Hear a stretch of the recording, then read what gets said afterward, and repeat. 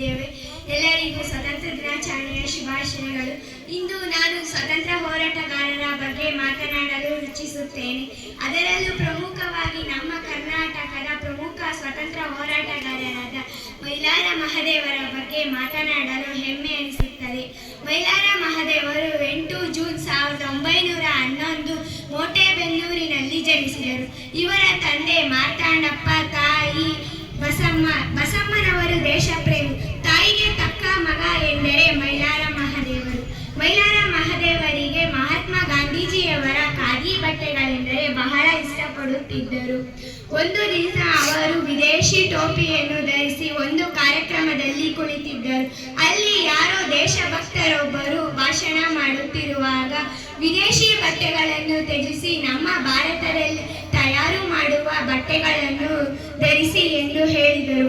ಅದನ್ನು ಕೇಳಿಸಿದ ಮೈಲಾರ ಮಹದೇವರು ತಮ್ಮ ತಲೆಯ ಮೇಲಿದ್ದಂತಹ ವಿದೇಶಿ ಟೋಪಿಯನ್ನು ಕಿತ್ತೊಗೆದರು. ಅಲ್ಲಿಂದ ಅವರಿಗೆ ತಮ್ಮ ದೇಶದ ಬಗ್ಗೆ ಬಹಳ ಹೆಮ್ಮೆ ಅನಿಸುವ ಭಾವ ಮೂಡಿತು. ವಿಜಯಪುರ ಜಿಲ್ಲೆಯ ಕಲಾದಗಿ ಗ್ರಾಮದಲ್ಲಿ ಮೈಲಾರ ಮಹದೇವರು ಖಾದಿ ಬಟ್ಟೆಗಳನ್ನು ಹೊತ್ತು ಊರೂರಿಗೆ ಮಾರುತ್ತಿರುವಾಗ ಸಬರಮತಿ ಆಶ್ರಮದಿಂದ ಕರೆ ಬಂದಿತು. ಸಬರಮತಿ ಆಶ್ರಮಕ್ಕೆ ಹೋದಾಗ ಅಲ್ಲಿ ನಡೆಯುತ್ತಿದ್ದ ದಂಡಿ ಸತ್ಯಾಗ್ರಹದಲ್ಲಿ ಮೈಲಾರ ಮಹದೇವರು ಭಾಗವಹಿಸಿದರು. ಅಲ್ಲಿ ಮಹಾತ್ಮ ಗಾಂಧೀಜಿಯವರೊಡನೆ ಒಡನಾಟ ನಡೆಸಿದರು.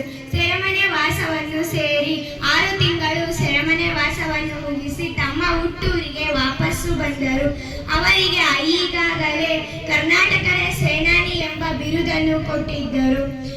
1947ರಲ್ಲಿ ಮಹಾತ್ಮ ಗಾಂಧೀಜಿಯವರು ಬ್ರಿಟಿಷರೇ ಭಾರತ ಬಿಟ್ಟು ತೊಲಗಿ ಎಂಬ ಘೋಷಣೆಯನ್ನು ಮೊಳಗಿಸಿದರು.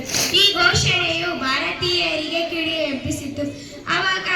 ನಂತರ ಏಪ್ರಿಲ್ 1, 1947ರಂದು ಬ್ರಿಟಿಷರು ವೀರಭದ್ರೇಶ್ವರ ದೇವಾಲಯದಲ್ಲಿ ಕಂದಾಯ ವಸೂಲಿ ಮಾಡುತ್ತಿರುವಾಗ ಅದನ್ನು ನೋಡಿ ಮೈಲಾರ ಮಹದೇವರು ಮತ್ತು ತಮ್ಮ ಸಂಗಡಿಗರು ಆ ವೀರಭದ್ರೇಶ್ವರ ದೇವಾಲಯಕ್ಕೆ ನುಗ್ಗಿದರು. ಎಷ್ಟೋ ಬ್ರಿಟಿಷ್ ಪೊಲೀಸ್ ಅಧಿಕಾರಿಗಳು ಅಲ್ಲಿಂದ ಓಟಾಕಿದ್ದರು. ನಂತರ ಬ್ರಿಟಿಷ್ ಪೊಲೀಸ್ ಅಧಿಕಾರಿಯು ಮೈಲಾರ ಮಹದೇವರ ಎದೆಗೆ ಗುಂಡು ಹೊಡೆದನು.